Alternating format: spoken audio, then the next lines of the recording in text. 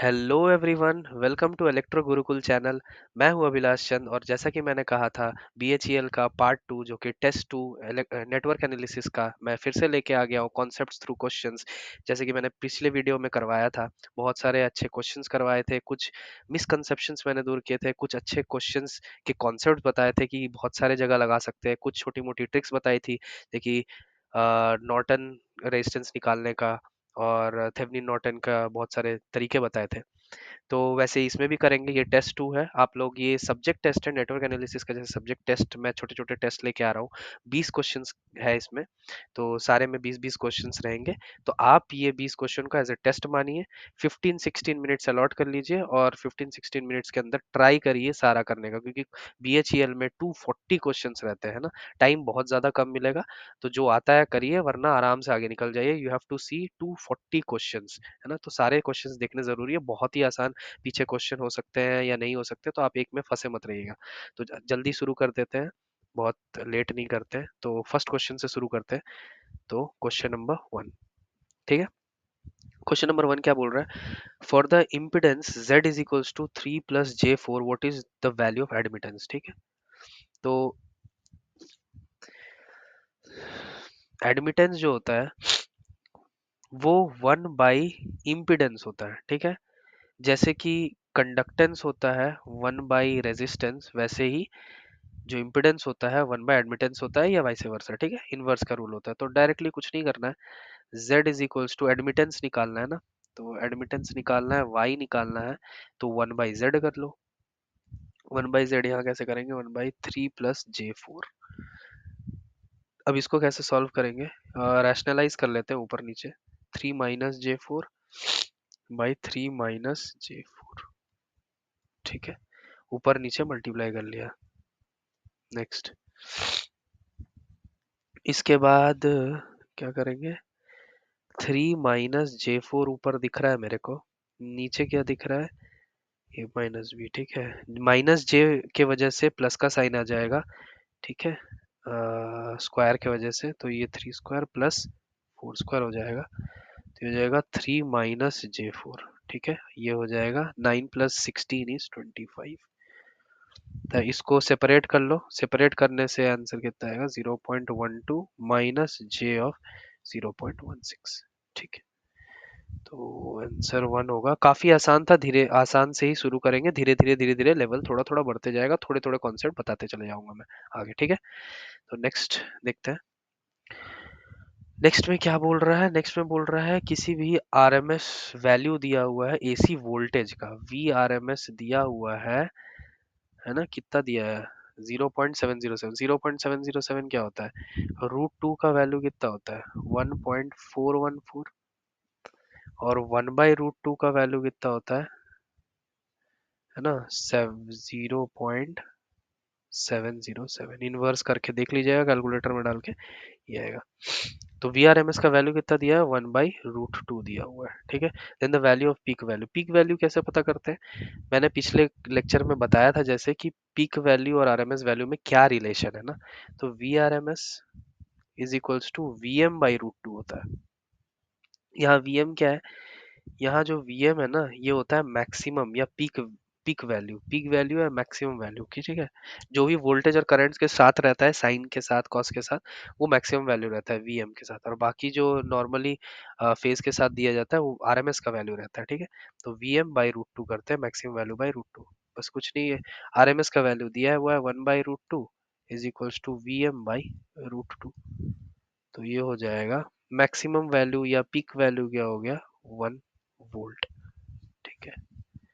1 volt हो गया answer. Next, अच्छा, ये है स्टार डेल्टा, ठीक है। थोड़ा मेरे को सर्दी खांसी हो गया है बहुत ज्यादा, तो अगर आवाज में कुछ प्रॉब्लम आ रहा होगा तो थोड़ा नेग्लेक्ट करिएगा आप लोग, है ना। Figure 1 represents a Y network of 3 equal resistances of 5 ohm each। 5 ओम का सारे रेजिस्टेंसेज है। बोल रहा है इक्विवेलेंट डेल्टा में कंप्राइज ऑफ 3 इक्वल रेजिस्टेंस, ठीक है। तो स्टार से डेल्टा करना है, डायरेक्टली यही बोल रहा है कि स्टार से डेल्टा कर लो, ठीक है। तो मैं स्टार का से डेल्टा का फॉर्मूला बता देता हूँ, देखो। स्टार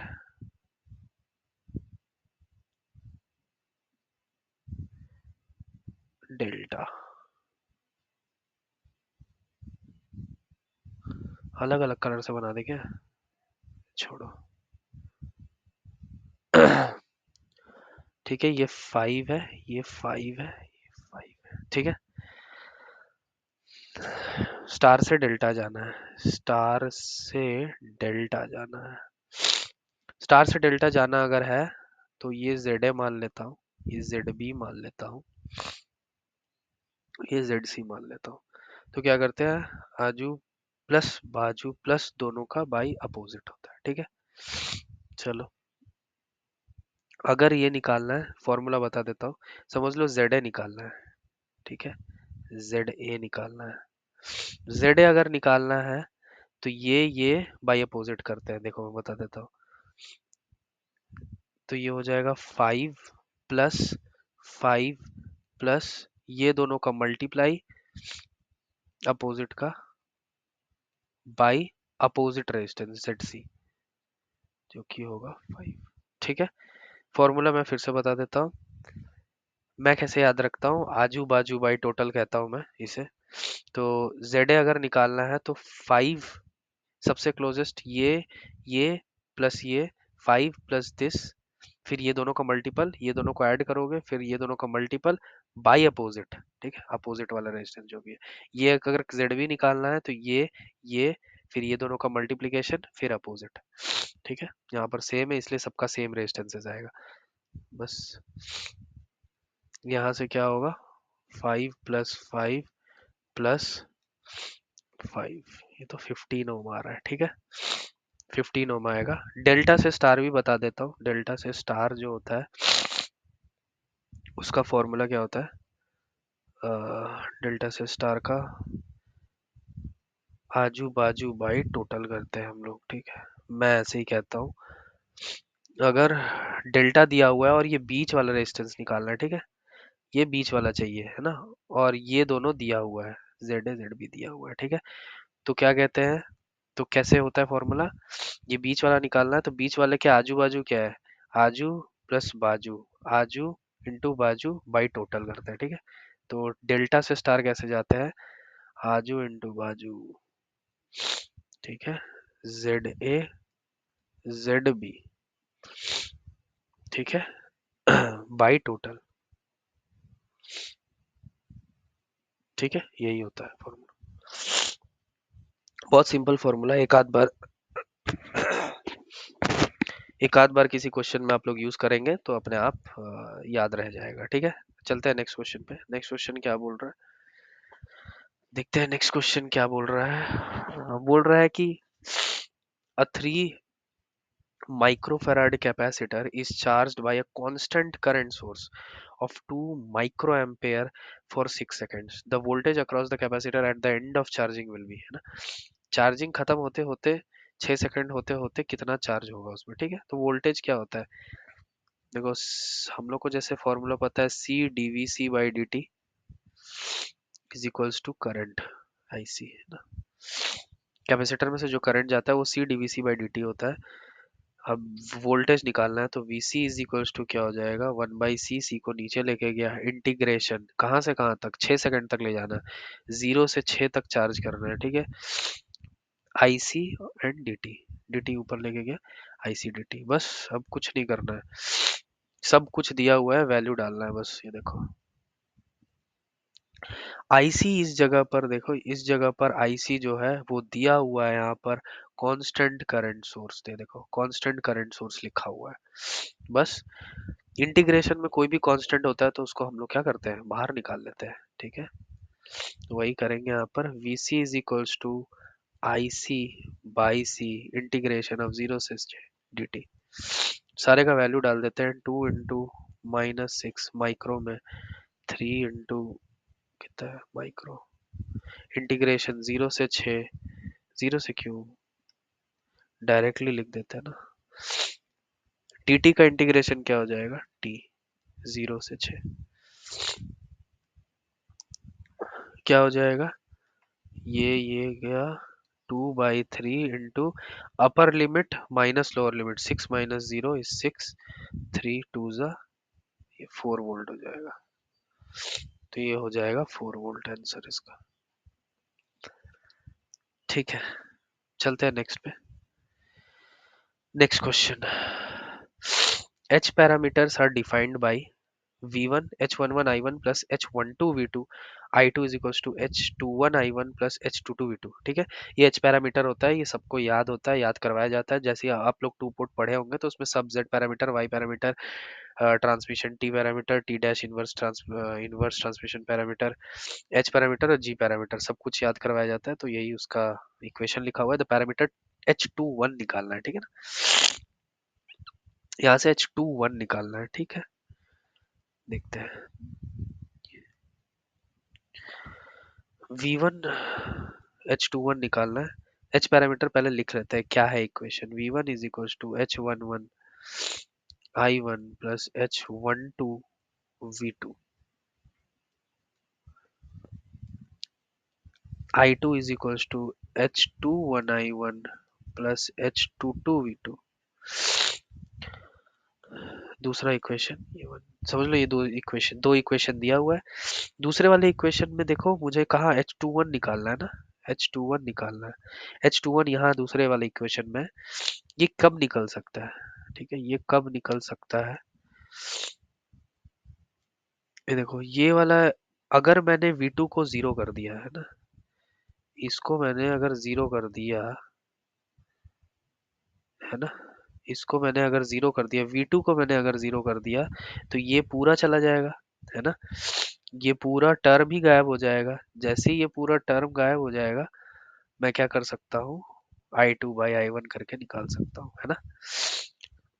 अगर मैंने V2 को जीरो किया, V2 को अगर जीरो कर दिया मैंने, तो क्या हो जाएगा, डायरेक्ट इक्वेशन क्या हो जाएगा, I2 is equals to H21 I1 H2/I1 is equals to H21। ठीक है, आ रहा है H21। ये H21 कब आया है, ये H21 कब आया है, जब I2/I1 में मैंने V2 जीरो किया है। ठीक है, तो बस I2/I1 कर लो, V2 को जीरो मार देना, खत्म हो जाएगा। ठीक है, तो करते हैं नेक्स्ट।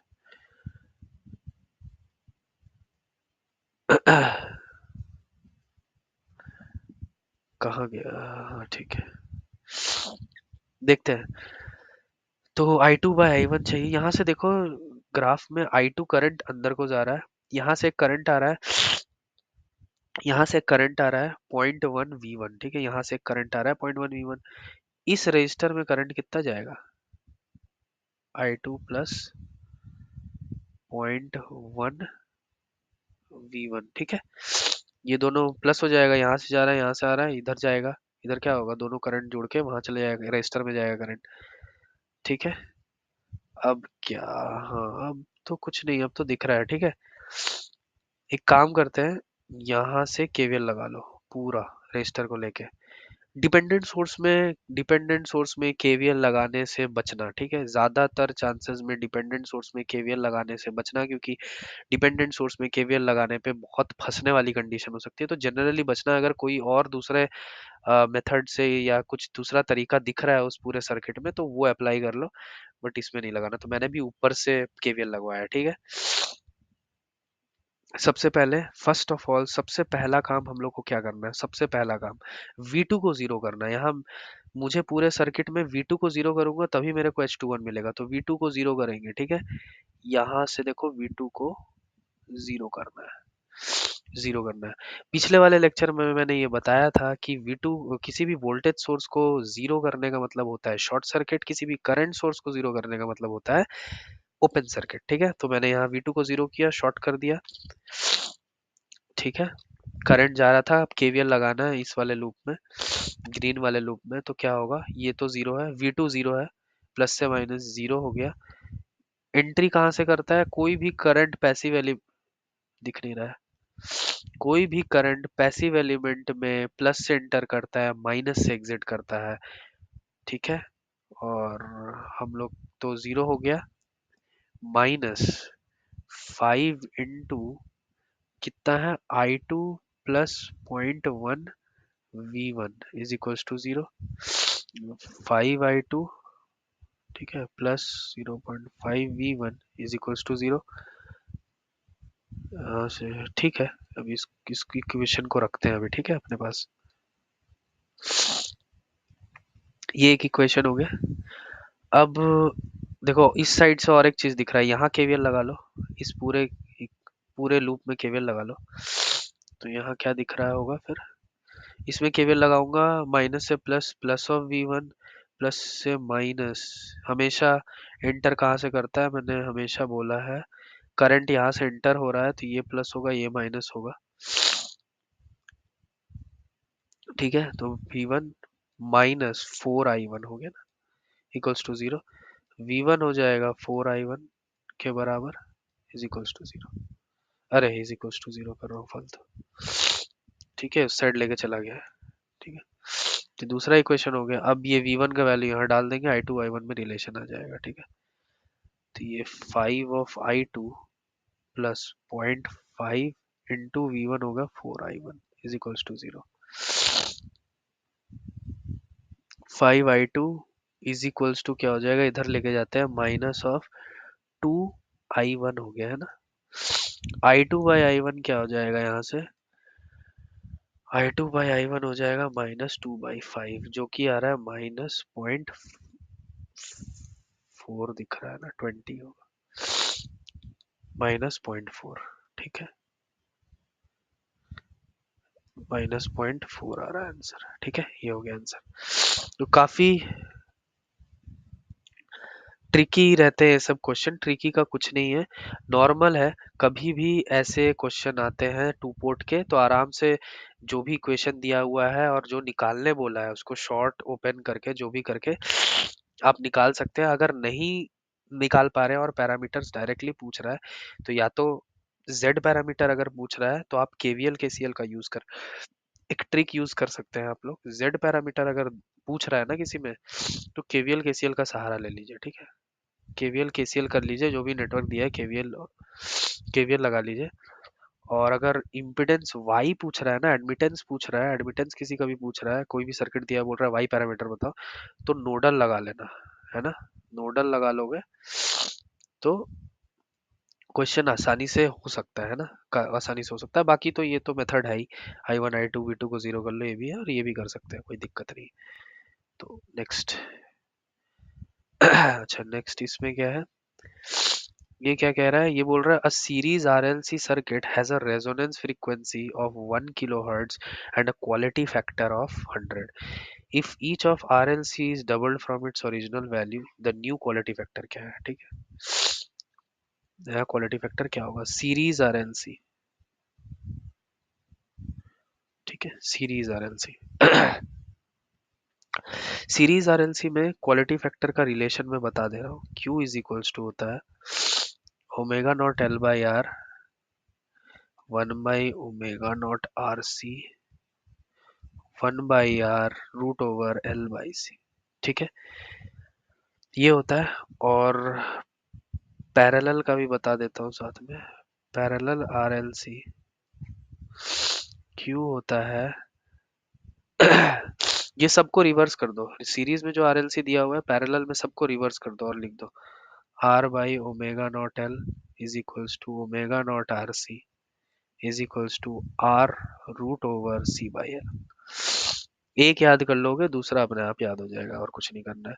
हमें क्या चाहिए यहाँ पर, क्वालिटी फैक्टर और आरएलसी से रिलेटेड कोई ऐसा आरएलसी से रिलेटेड कोई ऐसा फॉर्मूला चाहिए। ठीक है, तो ठीक है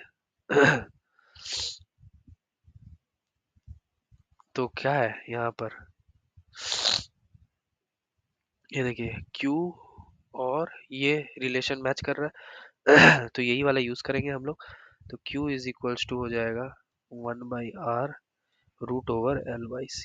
ठीक है, ये है क्वालिटी फैक्टर, पहले था। ठीक है, नया वाला क्वालिटी फैक्टर में वो बोल रहा है सबको 2 टाइम्स कर दिया है, 2R कर दिया है, L को 2L कर दिया है, इसको 2C कर दिया है। ठीक है, तो ये क्या हो जाएगा 1/2 1/R√L/C।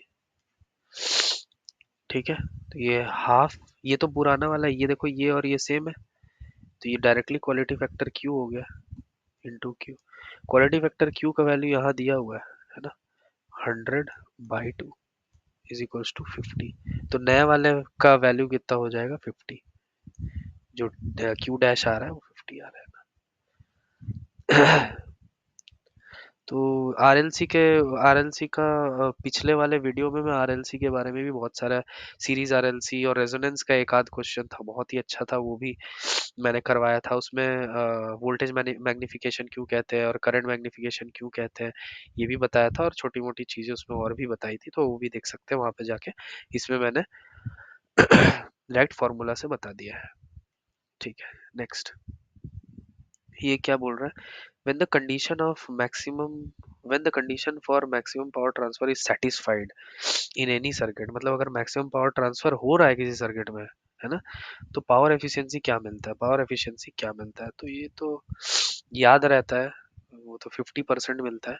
अगर जिसको याद नहीं है वो याद कर लीजिए, वहां जाके कोई भी एग्जाम में आप डेरिवेशन नहीं करेंगे, डेरिवेशन बहुत सिंपल है, कोई भी सर्किट दिया अगर निकालना भी है, कोई भी सर्किट दिया है तो उसका पावर, लोड में कितना पावर जा रहा है और इनपुट से कितना पावर आ रहा है, ये दोनों को डिवाइड कर देना, ईटा मिल जाएगा, ईटा ही एफिशिएंसी है ना, ईटा ही एफिशिएंसी है। तो लोड में कितना पावर जा रहा है और यहाँ इनपुट से कितना पावर आ रहा है, वो दोनों को डिवाइड कर देंगे, रेशियो ले लेंगे, कोई दिक्कत नहीं है, ईटा मिल जाएगा। हालांकि ये याद रहता है, मैक्सिमम पावर ट्रांसफर में 50% का ही एफिशिएंसी, पावर एफिशिएंसी देखने को मिलता है। ठीक है, नेक्स्ट क्वेश्चन।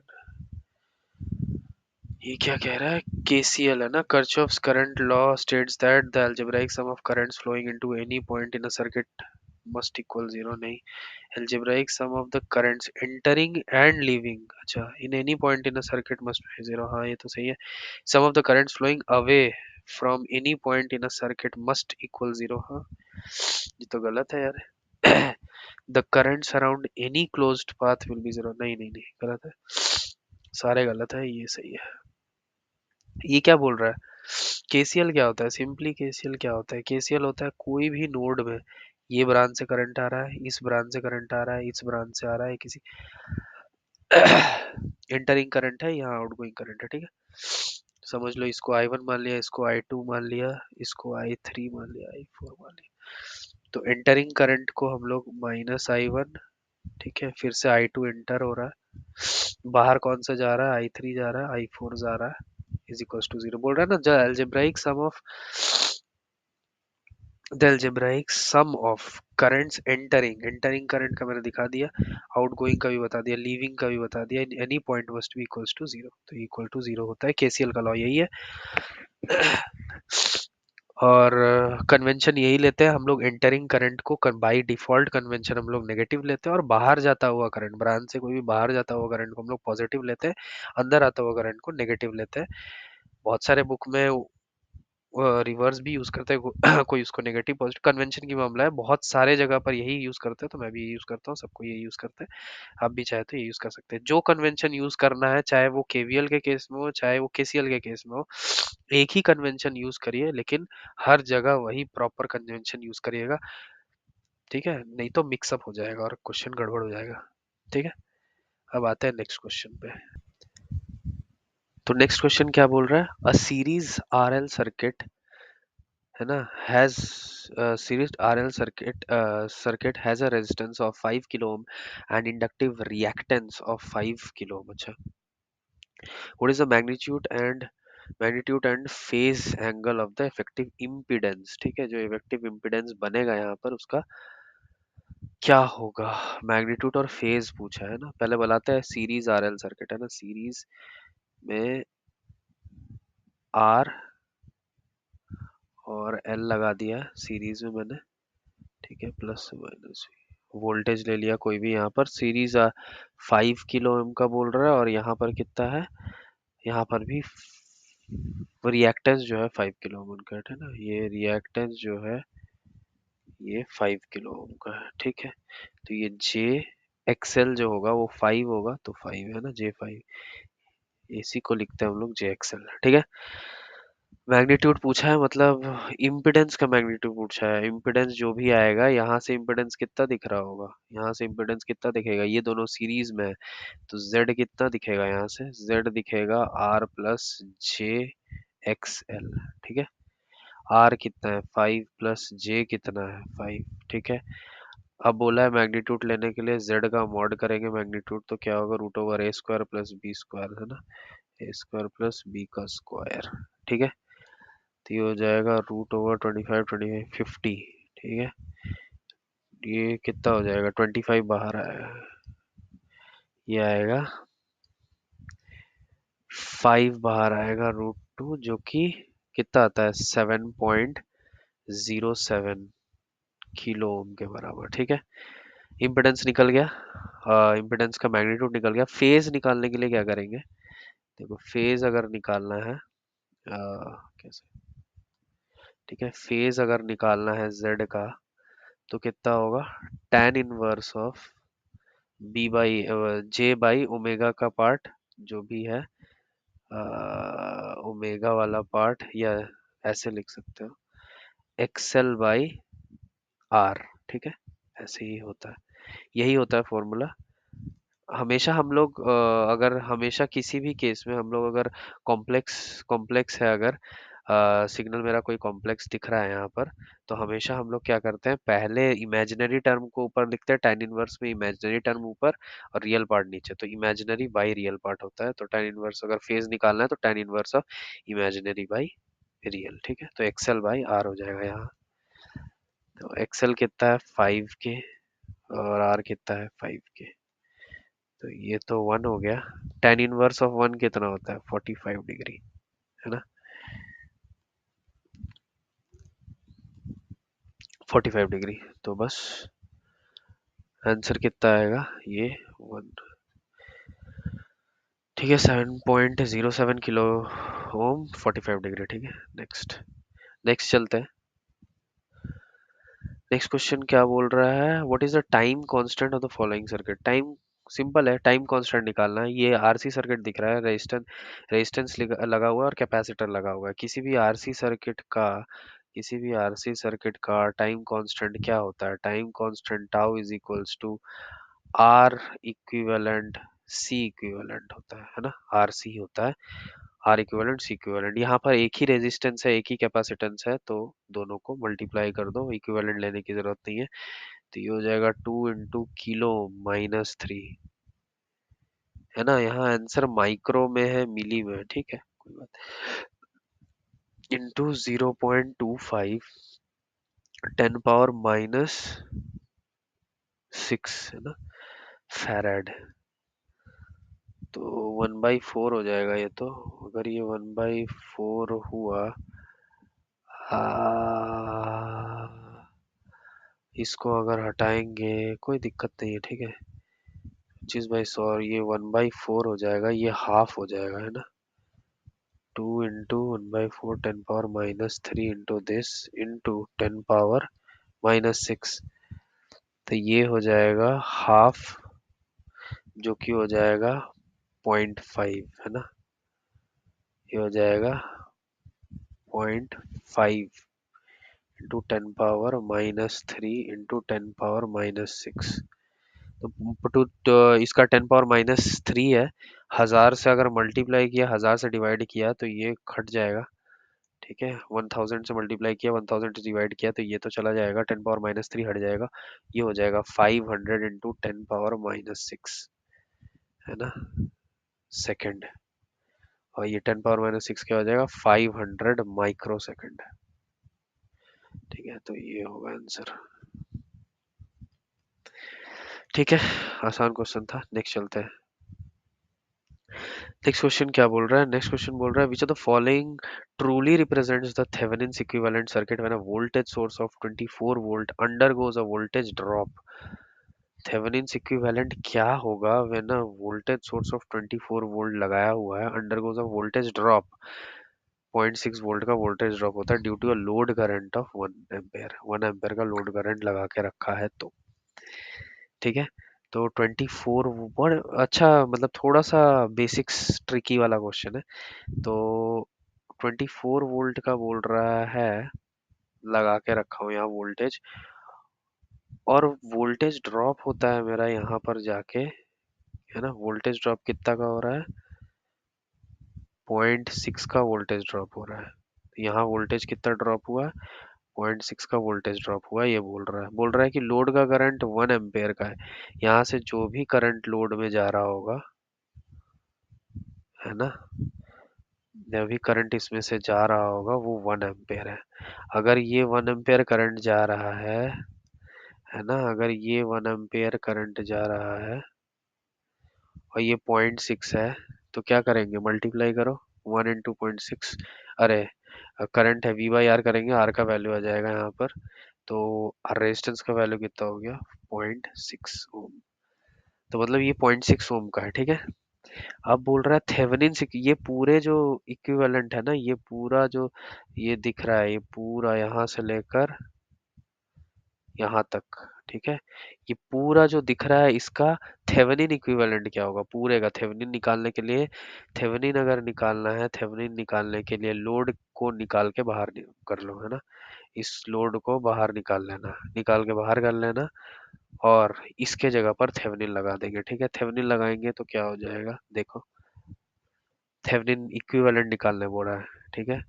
थेवेनिन लोड को हटा दिए, निकाले, क्योंकि इसी के अक्रॉस, जिसके अक्रॉस थेवेनिन इक्विवेलेंट निकालना होता है, जिसके अक्रॉस, उस लोड को ही निकाल के बाहर करते हैं, और उसके अक्रॉस वोल्टेज सोर्स ले लेते हैं VTH, थेवेनिन वोल्टेज। तो इसके अक्रॉस वोल्टेज क्या होगा, ये तो ओपन सर्किट है ना, ये अगर ओपन सर्किट है, इसमें से करंट कितना जाएगा, जीरो जाएगा। मतलब इसमें ड्रॉप कितना हो रहा होगा, जीरो हो रहा होगा, है ना। इसके अक्रॉस ड्रॉप जीरो, मतलब पूरा का पूरा 24 वोल्ट यहाँ VTH में मिल रहा होगा, ठीक है, पैरेलल में पूरा का पूरा VTH। तो VTH कितना हो जाएगा, 24 वोल्ट, ठीक है। नेक्स्ट, VTH थेवेनिन इक्विवेलेंट निकालने बोला है, तो VTH तो निकाल लिया, RTH अब निकालना है। RTH निकालने के लिए, ठीक है, RTH निकालने के लिए हमेशा हम लोग इसी जो लोड है उसी साइड से देखेंगे। और आरटीएच निकालते टाइम में हमेशा, मैंने बोला है पिछले लेक्चर में भी, मैंने पिछले वाले वीडियो में मैंने बताया था कि थेवेनिन इक्विवेलेंट और नॉर्टन इक्विवेलेंट निकालने के लिए रेजिस्टेंस को क्या करना पड़ता है, वोल्टेज और करंट को कैसे शॉर्ट करना पड़ता है, ओपन करना पड़ता है। तो हमेशा आरटीएच निकालना है या आरएन निकालना है, तो हमेशा इंडिपेंडेंट सोर्सेज को शॉर्ट करना है, वोल्टेज सोर्स को, और ओपन सोर्स करना है, अरे ओपन सर्किट करना है करंट सोर्स को। तो इसको शॉर्ट कर दिया, ठीक है। अब यहाँ से आरटीएस देखना है, जहाँ से हम लोग वीटीएस देख रहे थे वहीं से, उसी दो टर्मिनल के बीच में, यही दो टर्मिनल के बीच में आरटीएस देखना है। तो आरटीएच यहाँ से कितना रेजिस्टेंस दिख रहा है, यहाँ से आरटीएस मतलब रेजिस्टेंस देखना है। यहाँ से मेरे को कितना दिख रहा होगा, यहाँ अगर मैं खड़ा हूँ, यहाँ से अगर देख रहा हूँ, मैं खड़ा होकर इधर देख रहा हूँ ऊपर या कहीं पे भी, यहाँ कुछ भी दिख रहा है रेजिस्टेंस, एक ही रेजिस्टेंस दिख रहा है, एक ही रेजिस्टेंस दिख रहा है, जो कि कितना है, 0.6, है ना, एक ही रेजिस्टेंस दिख रहा है। तो आरटीएच कितना हो जाएगा, 0.6 ओम। बस, तो वीटीएच और आरटीएच का वैल्यू पूछा था, वीटीएच और आरटीएच का वैल्यू पूछा था, तो वीटीएच आ रहा है 24 वोल्ट, और ये होगा 0.6 वोल्ट, ठीक है, 0.6 ओम, ठीक है, ये सही होगा, ठीक है। तो चलते हैं नेक्स्ट क्वेश्चन पे। हाँ, नेक्स्ट क्वेश्चन क्या बोल रहा है, टू पोर्ट का क्वेश्चन है ये, ठीक है। ये बोल रहे हैं एबीसीडी पैरामीटर्स जो है, अगर एबीसीडी पैरामीटर्स किसको कहते हैं हम लोग, एबीसीडी पैरामीटर्स, है ना, एबीसीडी पैरामीटर्स, एबीसीडी पैरामीटर हम लोग किसको कहते हैं, टी पैरामीटर्स को कहते हैं, इसको टी पैरामीटर भी कहते हैं, है ना।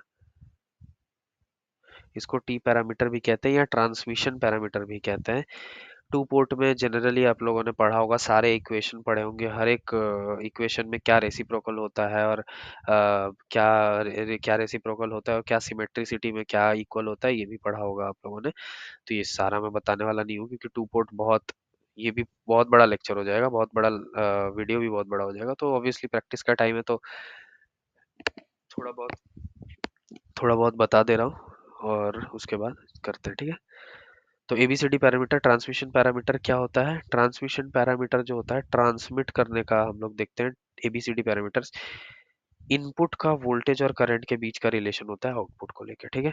इनपुट का करंट और वोल्टेज देखते हैं ट्रांसमिशन पैरामीटर में, और टी डैश पैरामीटर में जो इनवर्स ट्रांसमिशन पैरामीटर है उसमें हम लोग आउटपुट के पैरामीटर्स देखते हैं, इनपुट में क्या चल रहा है, ठीक है। तो यहाँ हो जाएगा V1 बाई V1 I1 का देखते हैं हम लोग, मतलब इनपुट से इनपुट का वोल्टेज, इनपुट का करंट क्या इफेक्ट डाल रहा है बाहर, वो देखते हैं हम लोग, ठीक है। तो V1 होती है, इसका इक्वेशन क्या होता है, V1 A इंटू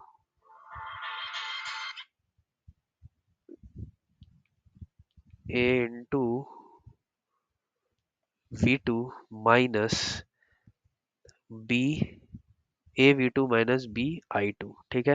यहाँ पर जो नहीं है ये हो जाएगा C V2 minus D I2, ठीक है ना। तो ये होता है इक्वेशन। और रेसिप्रोकल क्या होता है इसका, एक मिनट, रेसिप्रोकल क्या होता है इस सिस्टम का, रेसिप्रोकल होता है AD minus BC should be equals to 1, ठीक है। ये दोनों का जो पैरामीटर होगा coefficient AD minus BC should be equals to 1, और मतलब डिटर्मिनेंट, ठीक है। सिमेट्री और सिमेट्रिसिटी क्या देखते हैं इसमें, सिमेट्री, सिमेट्री में क्या होगा, सिमेट्री होगा A is equals to D होना चाहिए, ठीक है। सिमेट्रिसिटी में ये देखते हैं। अब देखते हैं क्वेश्चन पूछा है A और C क्या है। यहाँ पर A यहाँ पर A और C क्या है ना, ये पूछ रहा है कि क्या है। रिवर्स वोल्टेज रेशियो है, ट्रांसफर एडमिटेंस है, रिवर्स करंट रेशियो है, ट्रांसफर इम्पीडेंस है, ये रिवर्स वोल्टेज रेशियो है और ट्रांसफर इम्पीडेंस है ना। क्या है इसमें से, क्या चीज ऐसा होगा, ठीक है। तो बस इसमें से निकाल लो कि ये क्या होगा। ए निकालने बोला है कि ए क्या है, ए और सी क्या है। ए क्या होगा, अभी थोड़ी देर पहले बोला मैंने, ए बी को मैं पूरा I2 को अगर जीरो कर दिया तो ए पता चल जाएगा, है ना। तो ए क्या होगा, V1 is equals to AV2, है ना, और माइनस एट I2 जीरो ले लो, ठीक है। I2 को अगर मैंने इस इक्वेशन में जीरो मार दिया तो क्या हो जाएगा, V1 is equals to AV2। ए यहाँ पर क्या आएगा, ए आएगा V1 बाई V2, ठीक है। ए आ रहा है मेरा V1 by V2 at I2 is equals to zero, ठीक है। ए आ गया, वैसे ही सी पता कर लेते हैं, सी क्या होगा, I2 को जीरो करेंगे तो, I2 को जीरो करेंगे तो C would be equals to I1 by V2, है ना, at I2 is equals to zero, ठीक है। तो ए और सी आ गया, ठीक है। अब लैंग्वेज के फॉर्म में, तो लैंग्वेज थोड़ा सा अच्छे से पढ़ेंगे।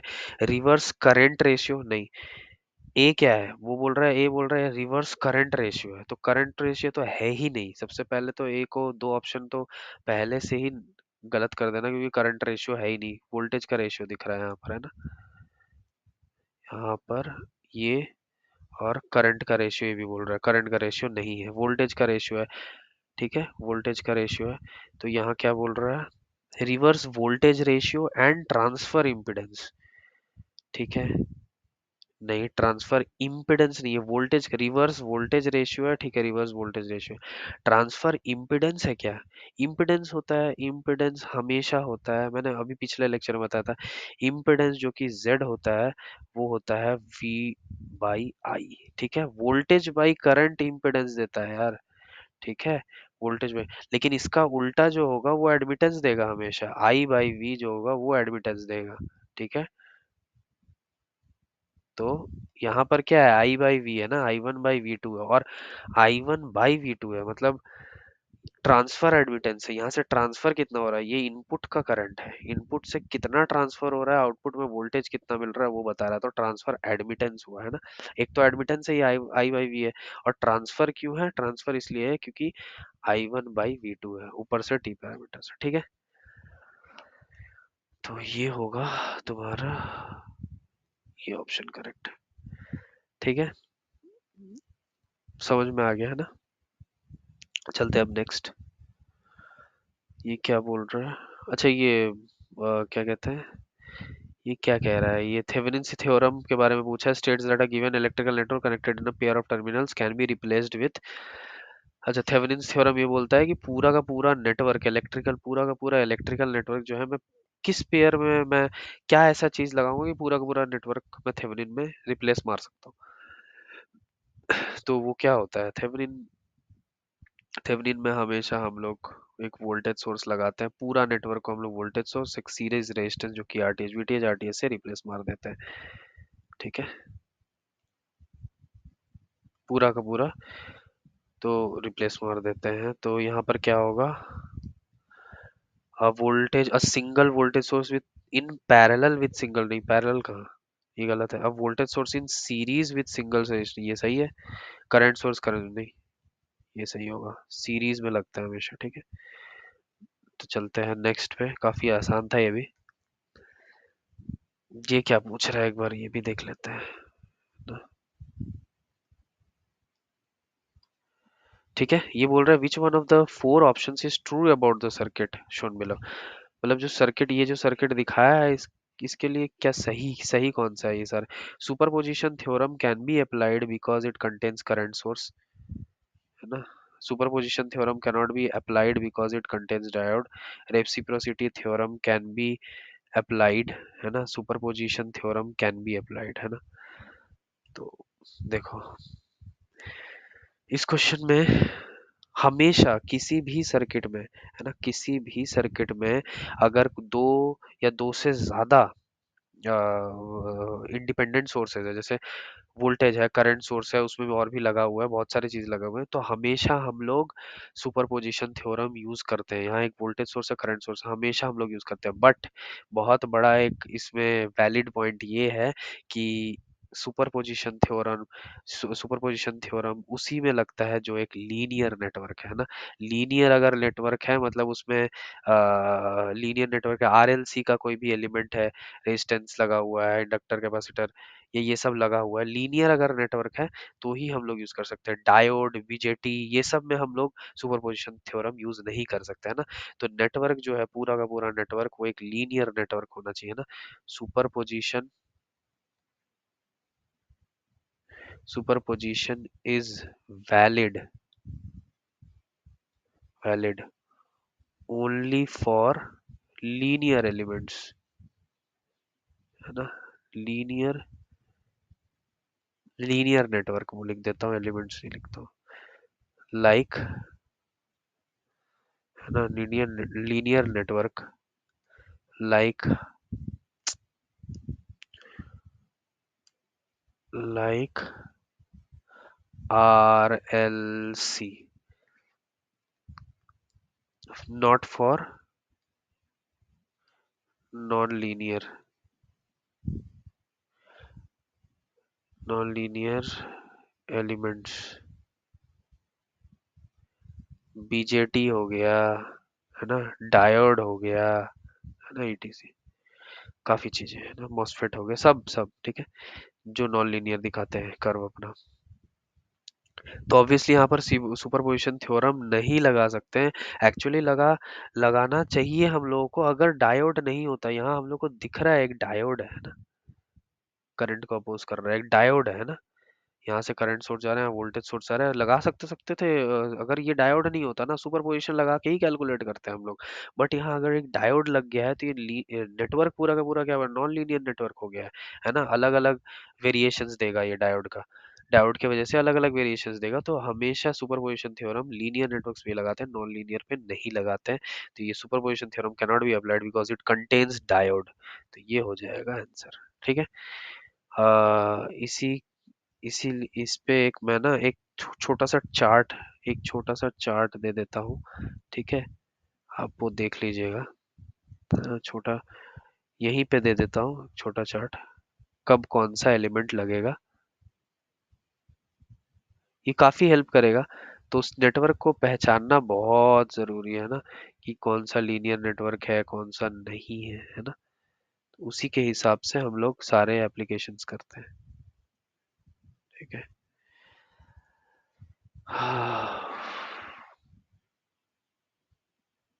ठीक है,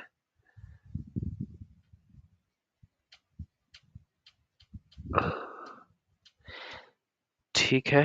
और तो सुपरपोजिशन सबसे पहले लिखते हैं, सुपरपोजिशन सुपरपोजिशन लीनियर एलिमेंट्स पे ही लगता है, ठीक है। Next Thevenin, Thevenin Thevenin theorem जो है वो भी लीनियर एलिमेंट्स पे लगेगा, ठीक है। नॉर्टन, थेवेनिन नॉर्टन दोनों, नॉर्टन लीनियर एलिमेंट्स पे लगेगा, ठीक है।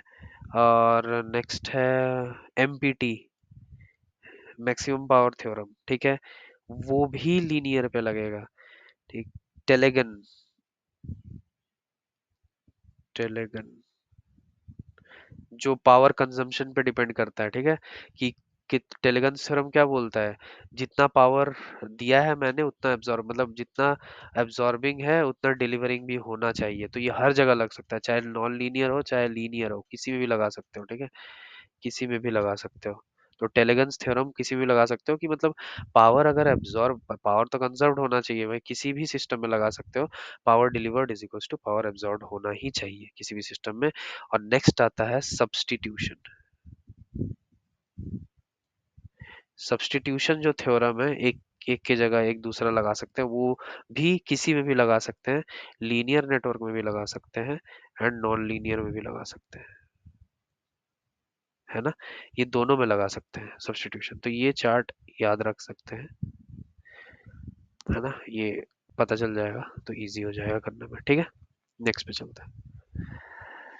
नेक्स्ट क्या है, नेक्स्ट है, अच्छा, नेक्स्ट बोल रहा है the resonant frequency of a parallel tuned circuit is given by, resonant frequency पूछ रहा है अब पैरेलल ट्यून सर्किट हो या कुछ भी हो, है ना, पैरेलल ट्यून्ड सर्किट का रेजोनेंट फ्रीक्वेंसी, रेजोनेंट फ्रीक्वेंसी तो पता है सबको नॉर्मल। रेजोनेंट फ्रीक्वेंसी क्या होता है, omega is equals to 1/√LC, है ना। रेजोनेंट फ्रीक्वेंसी क्या होता है, one, omega is equals to 1/√LC, किसी के लिए भी, सीरीज हो, किसी सीरीज पैरेलल दोनों के लिए। तो ओमेगा एफ में देखो, यहाँ पूरे हर जगह एफ में पूछा है, एफ एफ एफ लिखा हुआ है ना, एफ में पूछा है हर जगह, तो मैं ओमेगा को लिख सकते हैं 2πf, है ना, ओमेगा को लिख सकते हैं 2πf। बस एफ इज इक्वल्स टू क्या होगा, ये नीचे लेके चले जाओ,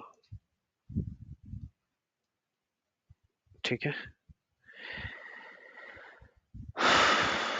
बस तो हो गया, ये लास्ट वाला ऑप्शन होगा सही।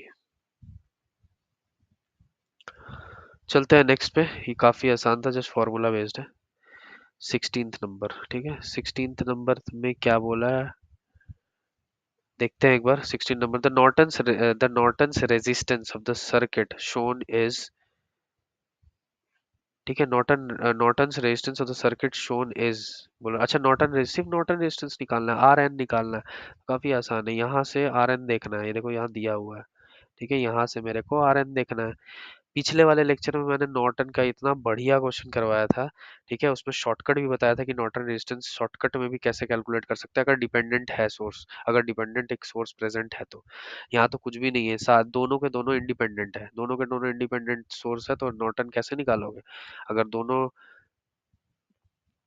पिछले लेक्चर में मैंने ये बताया था कि दोनों इंडिपेंडेंट होंगे तो कैसे निकालते हैं, एक डिपेंडेंट होगा तो कैसे निकाल, और सिर्फ डिपेंडेंट होगा तो कैसे आर एन कैलकुलेट करेंगे। तो उसमें बहुत अच्छे से बताया था। यहाँ पर देखो डायरेक्टली नॉर्टन रेजिस्टेंस कैलकुलेट करना है, नॉर्टन रेजिस्टेंस कैलकुलेट करना है। मेरा दिमाग गया कि इंडिपेंडेंट, दोनों दो इंडिपेंडेंट सोर्स है, कोई डिपेंडेंट सोर्स नहीं है, तो आराम से कुछ नहीं करना है। इंडिपेंडेंट वोल्टेज सोर्स को क्या करते हैं, आरएन कैलकुलेट करते टाइम में, रेजिस्टेंस कैलकुलेट करते टाइम में नॉर्टन रेजिस्टेंस वोल्टेज सोर्स को शॉर्ट करते हैं, ठीक है, जहां जहां दिख रहा है, और करंट सोर्स को ओपन कर देते हैं, है ना, उसको जीरो कर देते हैं। बस नॉर्टन निकाल लेंगे इसे, यहाँ से नॉर्टन आरएन निकालने बोल रहा है। ये 1 है, ये 12 है ना, ये 4 है, सही कर रहा हूँ ना, हाँ सही कर रहा हूँ, ठीक है। तो बस हो गया, आरएन निकल जाएगा। आरएन कैसे निकालोगे, 1 प्लस, है ना, 1 प्लस 4 पैरेलल ऑफ 12, है ना, 4 पैरेलल ऑफ 12, 4 into 12/12 + 1 16 हो गया ना, 4 4 जा 4 3 जा, 3 + 1 4 आता है ना, ये 4 आना चाहिए इसका आंसर 4 आएगा। ठीक है, काफी आसान था। तो नेक्स्ट क्वेश्चन पे चलते हैं। ठीक है, देखते हैं 17 नंबर क्वेश्चन क्या बोल रहा है ना। Find the current through the 20 ohm resistor. ये बोल रहा है find the current through 20 ohm resistor. ये जो 20 ओम रेजिस्टर दिख रहा है इसमें से करंट कितना जाएगा ये पूछ रहा है। ठीक है, तो कुछ नहीं है, नॉर्मल नोडल लगा के भी कर सकते हैं ना। नोडल लगा सकते हैं, ये इस नोड पे नोडल लगा देते हैं ना। नोडल लगाते हैं, देखते हैं क्या आता है। Node eight node A. ठीक है, क्या हो जाएगा, V A -10/2 plus V A by 20 plus we A minus of -20, है ना, माइनस ऑफ -20 और बाई 4। ठीक है, इक्वल्स टू 0। -20 क्यों लिया यहाँ पर, -20 क्यों लिया मैंने, क्योंकि ये अपोजिट है ना। ये अपोजिट साइन है, ये प्लस से माइनस है, ये माइनस से प्लस है ना। यहाँ दिख रहा है ये जो है, ये है प्लस, ये माइनस, और ये है माइनस और ये प्लस। ठीक है, उल्टा पोलैरिटी उल्टा है, इसलिए मैंने यहाँ पर प्लस ले लिया है। ठीक है, सो नेक्स्ट करते हैं आगे।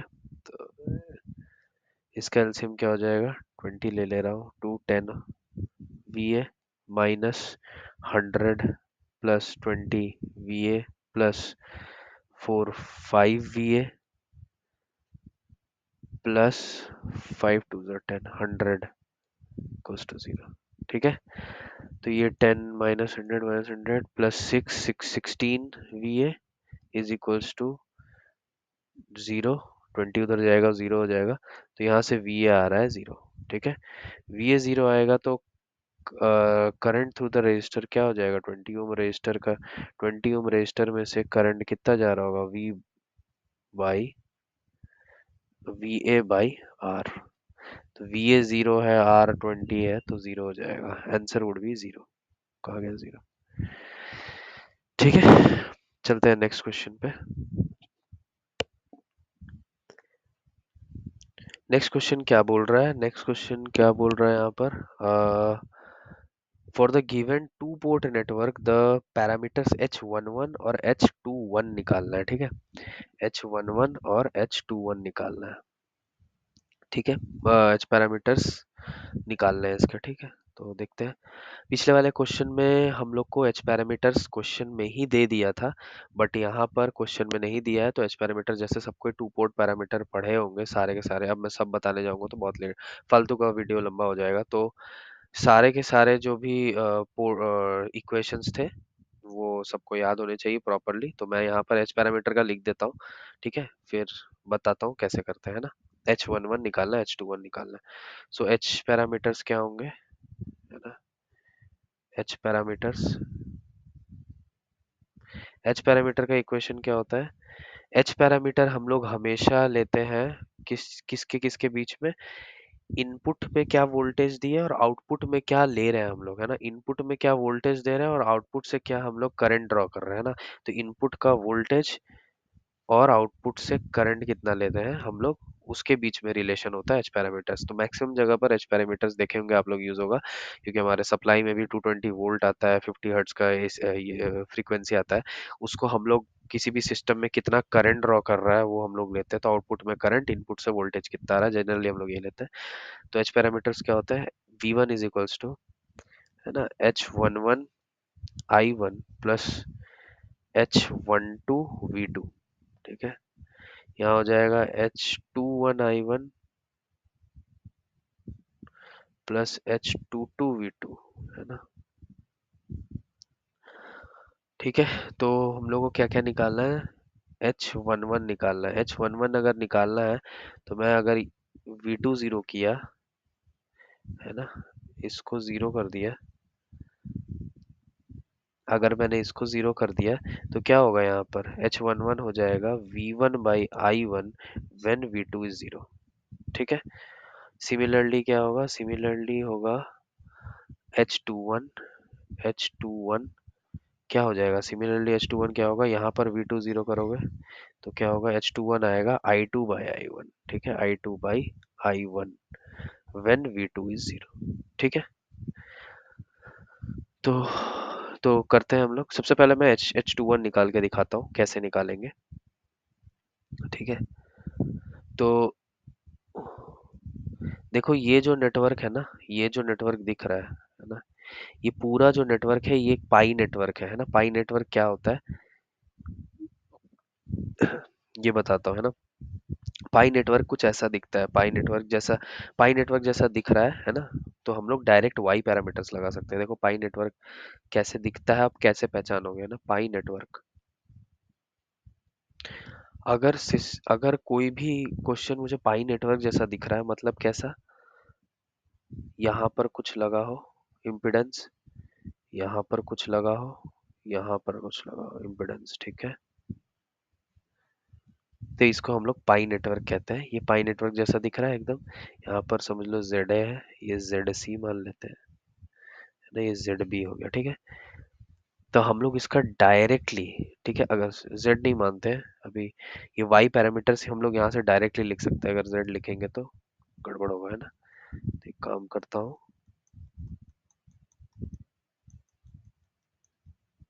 ठीक है। तो इसको समझ लो ये YA है, ये YC है, ये YB है ना। तो कोई भी अगर पाई नेटवर्क अगर ऐसा दिखता है, यहाँ पर कुछ एडमिटेंस लगा है, यहाँ पर लगा है, यहाँ पर लेगा है, YC क्या है, एडमिटेंस है ना। अगर यहाँ पर कुछ लगा हुआ है, यहाँ पर अगर ऐसा कुछ नेटवर्क दिखता है तो हम लोग डायरेक्टली वाई पैरामीटर्स लिख सकते हैं। डायरेक्टली वाई पैरामीटर्स कैसे लिखते हैं, मैट्रिक्स के फॉर्म में, Y A plus Y C minus Y C Y B plus Y C, है ना, Y B plus Y C. तो ठीक है, बस अब डायरेक्टली वाई पैरामीटर्स लिख सकते हैं हम लोग यहाँ पर। वाई पैरामीटर कैसे लिखोगे, वाई ए क्या है, यहाँ पर 12, सारे 12 है ना, यहाँ पर जितने भी है सब 12 है, ठीक है। सबसे बड़ी गलती जो करते हैं सब कोई मैक्सिमम लोग, वो है यहाँ पर दिया हुआ है ये सारे, ये जो है, ये जो दिया हुआ है ये है इम्पीडेंस, है ना, जेड है ये, इम्पीडेंस है ये सब, है ना। ये सब इम्पीडेंस है, एडमिटेंस नहीं है। इम्पीडेंस से एडमिटेंस करने के लिए हम लोग को इन्वर्स करना पड़ता है, तो हमेशा ये गलती मत करना। यहाँ पर वाई ए से हम लोग डायरेक्टली वाई पैरामीटर, अगर वाई है, अगर एडमिटेंस दिया हुआ है तो डायरेक्टली वाई पैरामीटर लिख सकता है। अगर ये जेड दिया हुआ है, मतलब अगर कोई इम्पीडेंस दिया हुआ है, जैसे यहाँ 12 दिया हुआ है इम्पीडेंस, तो हमेशा उल्टा करके लिखते हैं, रिवर्स करके। अभी दूसरे तीसरे क्वेश्चन में बताया था मैंने, ठीक है। तो वाई ए 12 है, मतलब 1/12 प्लस इम्पीडेंस वहां पर भी है, तो ये 1/12, ठीक है, -1/12 -1/12, ये 1/12 प्लस 1/12, ठीक है। तो ऐसे लिखेंगे। नेक्स्ट पेज में देखते हैं, है ना। तो y पैरामीटर मेरा क्या हो जाएगा, y पैरामीटर हो जाएगा 2/12 इज 1/6 -1/12 है ना, 1/6। वाई पैरामीटर का इक्वेशन क्या होता है, वाई पैरामीटर में जैसे जेड पैरामीटर में हम लोग वोल्टेज, इनपुट का वोल्टेज, इनपुट का वोल्टेज और आउटपुट का वोल्टेज के बीच में रिलेशन देते हैं, वैसे ही एडमिटेंस में इनपुट का करंट और आउटपुट का करंट के बीच में रिलेशन होता है। एडमिटेंस जो होता है इनपुट का करंट और आउटपुट के करंट के बीच का इक्वेशन होता है। तो ये I1 हो जाएगा Y11 V1 plus Y12 V2 equals to Y21 V1 plus Y22 V2, ठीक है। बस, तो ये Y11 है, ये जो पार्ट है ये, है ना, ये Y11 है, ये Y12 है, ये वैसे ही सिमिलरली Y12 हो जाएगा, ये 21 हो गया, ये Y22 हो जाएगा, ठीक है। तो सारे वैल्यूज यहाँ डाल देते हैं, एक इक्वेशन बनेगा, ठीक है। तो ये I1 हो जाएगा Y11 ना 1/6 V1, है ना, 1/6 V1 प्लस -1/12 ऑफ V2, ठीक है। I2 क्या हो जाएगा, I2 हो जाएगा -1/12, अरे V1 प्लस 1/6 V2, ठीक है। बस यहाँ से आराम से निकल जाएगा, ठीक है। कैसे निकलेगा, देखो मुझे H21 निकालना था। H21 क्या था मेरा, H21 मेरा बोल रहा था वो कि I2/I1 करना और V2 को 0 मार देना, ठीक है। बोल रहा था कोई भी एलिमेंट, टू पोर्ट का सबसे अच्छा खासियत है कि मैं कोई भी इक्वेशन से, कोई भी पैरामीटर से कोई भी पैरामीटर में कन्वर्ट कर सकता हूँ, कोई भी पैरामीटर से कोई भी पैरामीटर जा सकता हूँ। मैं एच पैरामीटर लिखा, ठीक है। मैंने नेटवर्क देखा कि वाई पैरामीटर्स में मेरे को करने में आसानी होगा क्योंकि डायरेक्ट नेटवर्क पाई नेटवर्क का दिख रहा था। मैंने वाई पैरामीटर लिखा, इक्वेशन लिखा I1 I2 के बीच में और देखा कि H21 क्या बोल रहा है। H21 कोई भी H21 अगर मेरे को पैरामीटर निकालना है तो वो बोल रहा है कि कहीं पे भी तुम्हें इस इक्वेशन में I2/I1 दिखे, I2/I1 कर लेना और V2 को 0 मार देना, मेरे को H21 मिल जाएगा, ठीक है। क्योंकि सारे वैल्यूज अलग अलग होंगे, क्योंकि I1/I2 V1/V2 जो भी है अलग अलग, चार वेरिएबल्स है, अलग अलग सबके वैल्यूज आएंगे, सबके अलग अलग वैल्यूज आएंगे ना। V1 V2 है, I1 I2 है, चार अलग अलग वेरिएबल्स है तो बहुत सारे। तो बोल रहा है कि H21 लाने के लिए मेरे को क्या करना पड़ेगा, वो बोल रहा है कि I2/I1 कर लेना और V2 को 0 कर देना, ठीक है। यहाँ पर I2/I1 कर लेता हूँ, ठीक है। यहाँ पर अगर मैं I2/I1 किया, ठीक है, पहले यहाँ पर V2 0 कर देता हूँ। यहाँ I1 है, I2 दिख रहा है, ठीक है। ये पूरा V2 को मैंने 0 मार दिया, ठीक है। अगर ये पूरे V2 को 0 मारूंगा तो क्या हो जाएगा, I2/I1 I2 -1/12 by I1 1/6 V1 V1, तो ये क्या हो जाएगा 6 2, ठीक है। 2 हो गया, -1/2 आ गया, है ना। माइनस आ गया तो ये हो गया H21। H21 मेरा क्या आ रहा है, -1/2। भी देखते हैं कोई -1/2 है, हाँ देखो यहाँ पर एक -1/2 है। ये जो H21 आ रहा है वो -1/2 एक यहाँ दिखा रहा है, ठीक है। चलते हैं अब H11 कैलकुलेट कर लेते हैं ना। देखो H11 कैलकुलेट करते हैं।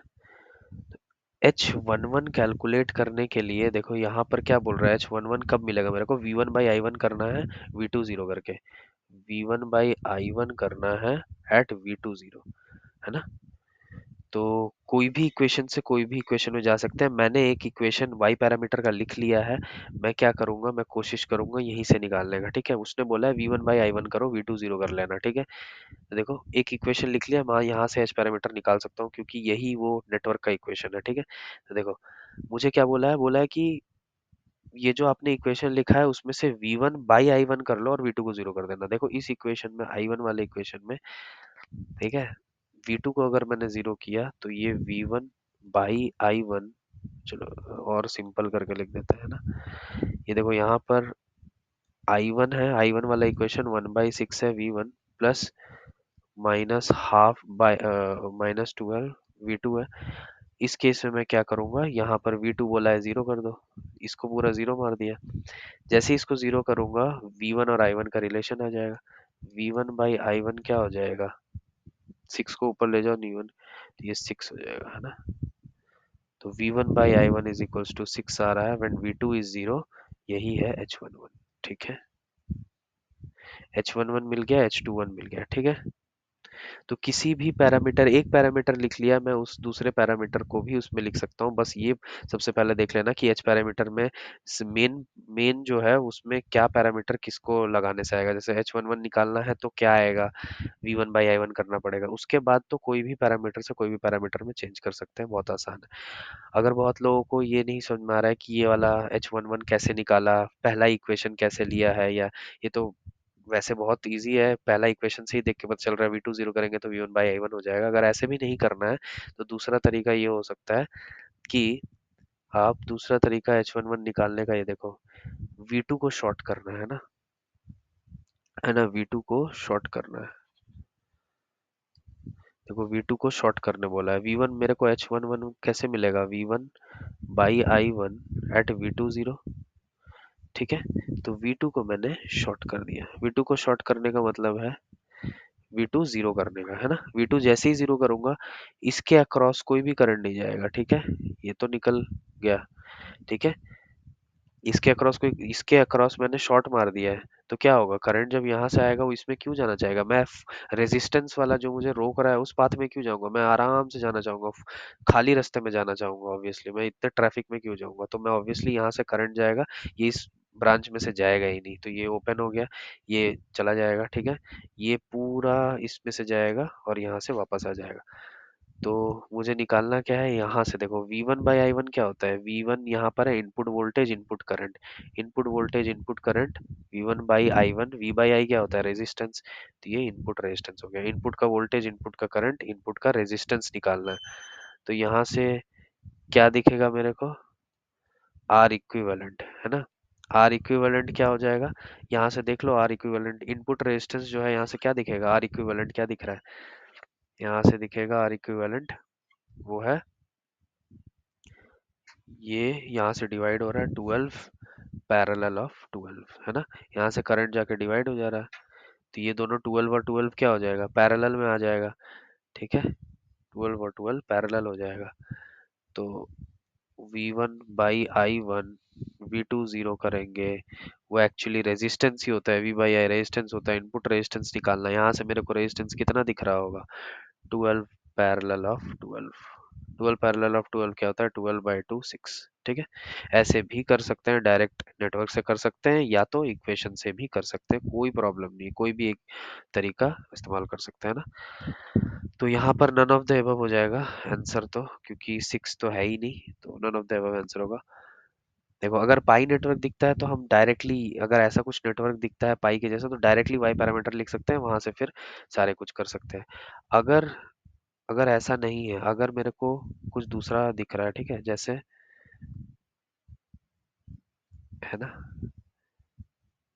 जैसे मेरे को टी टी नेटवर्क जैसा कुछ दिख रहा है, टी नेटवर्क कैसा होता है ना, टी नेटवर्क कैसा होता है, टी नेटवर्क होगा,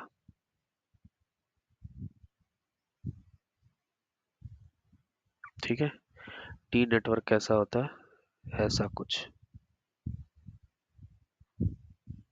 है ना, टी नेटवर्क कुछ ऐसा होगा, इसमें जेड ए रहेगा, ये जेड सी रहेगा, यहाँ जेड बी ले लेते हैं, ठीक है, तो इसमें इम्पिडेंस जब भी टी नेटवर्क अगर दिखे ना, तो डायरेक्टली जेड पैरामीटर लिख सकते हैं, हम लोग जेड पैरामीटर लिख सकते हैं।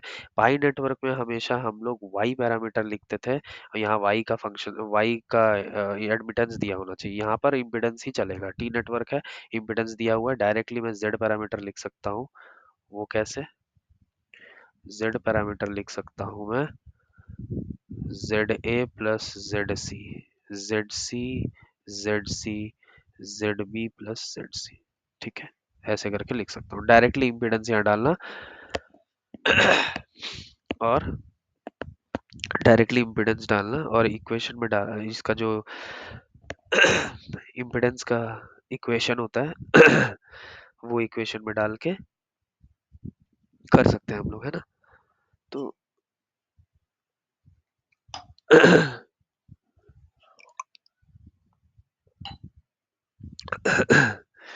तो डायरेक्टली वोल्टेज और वोल्टेज का इक्वेशन जो होता है इम्पीडेंस का, वो यूज करके हम लोग यहाँ पर लिख सकते हैं, है ना। तो कभी भी टी नेटवर्क अगर दिया हो तो डायरेक्टली हम लोग जेड पैरामीटर लिख सकते हैं, कोई प्रॉब्लम ही नहीं होगा, डायरेक्टली जेड पैरामीटर लिखेंगे, उसको इक्वेशन में रखेंगे और जो भी चाहिए वो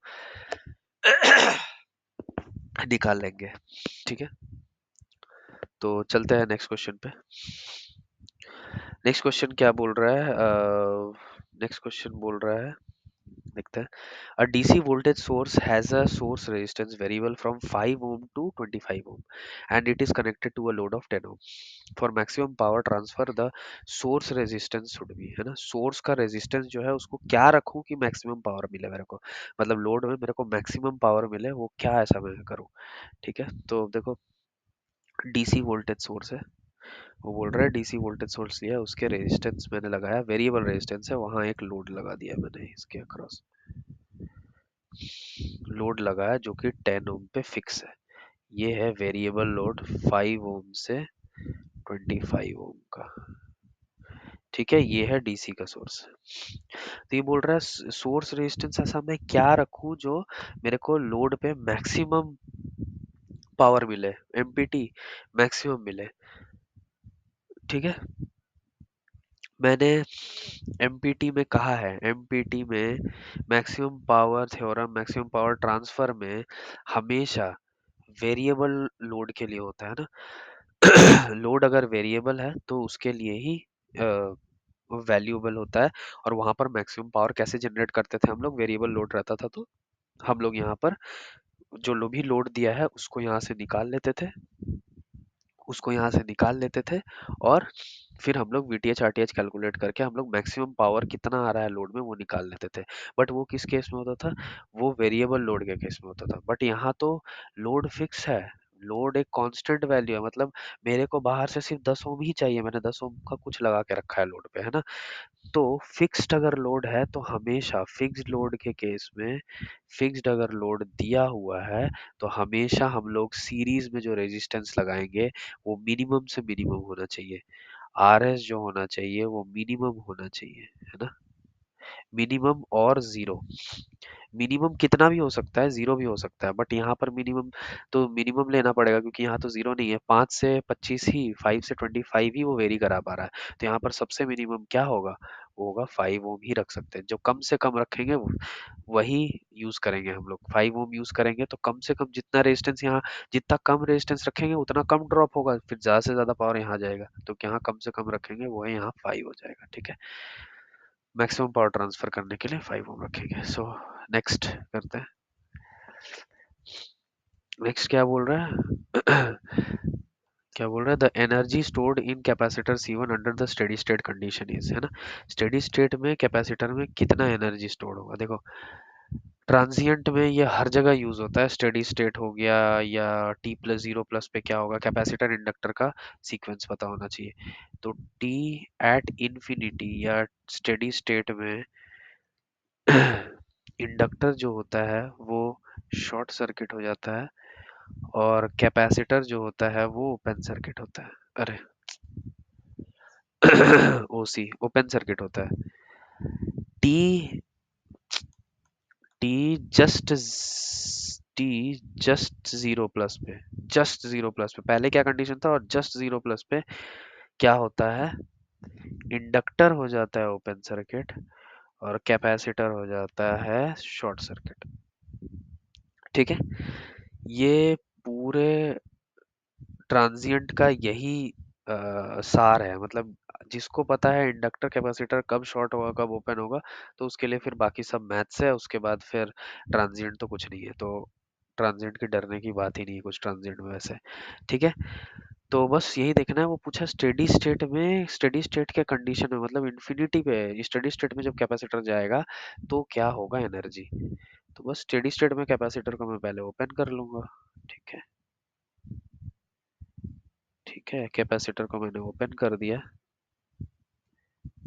वीसी ऑफ इन्फिनिटी, कैपेसिटर का वोल्टेज वीसी मान लिया, इन्फिनिटी 30 10 है, ये 5 है ना, ये 5 है।